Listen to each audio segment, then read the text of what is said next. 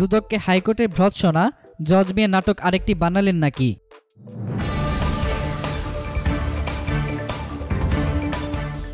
আরেকটি জজ মিয়া নাটক বানালেন নাকি দুর্নীতি দমন কমিশনকে, এমন প্রশ্ন রেখেছেন হাইকোর্ট। ৩৩ মামলায় ভুল আসামি জেলে থাকার দুদকের ব্যাখ্যা দাখিলের সময় আজ বিচারপতি FRM নাজমুল আহসান ও বিচারপতি KM কামরুল কাদেরের সমন্বয়ে গঠিত বেঞ্চ এই মন্তব্য করেন।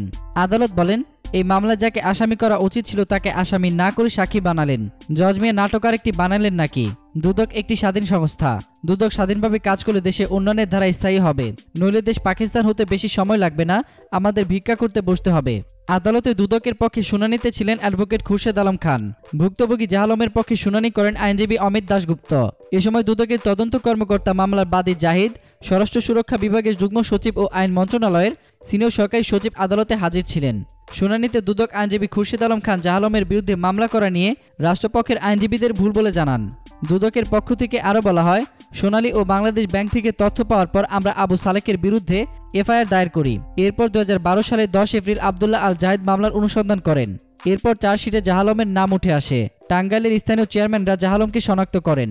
এ পর্যায়ে আদালত বলেন, আমরা দুদকের কাজে হস্তক্ষেপ করতে চাই না, দুদক স্বাধীনভাবে কাজ করুক, এটা আমরাও চাই। আপনাদের আগেও ব্যাংকের দুর্নীতি মামলা সাবধান করেছি।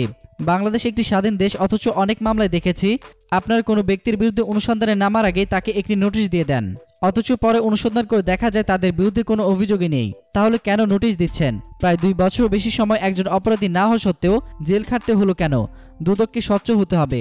এরপর আদালত তার আদেশে জাহালমের বিরুদ্ধে দায়ের হওয়া 26 মামলায় অব্যাহতি প্রদান করেন। পরে অমিত দাশগুপ্ত বলেন, জাহালমকে 26 মামলায় অব্যাহতি দিচ্ছেন হাইকোর্ট, তবে তার বিরুদ্ধে দায়ের হওয়া আরও 7 মামলায় অভিযোগপত্র দাখিল না হওয়ায় ওসব মামলার তার অব্যাহতির বিষয়ে আদেশ দেননি আদালত। ফলে তার মুক্তিতে আর বাধা থাকছে না।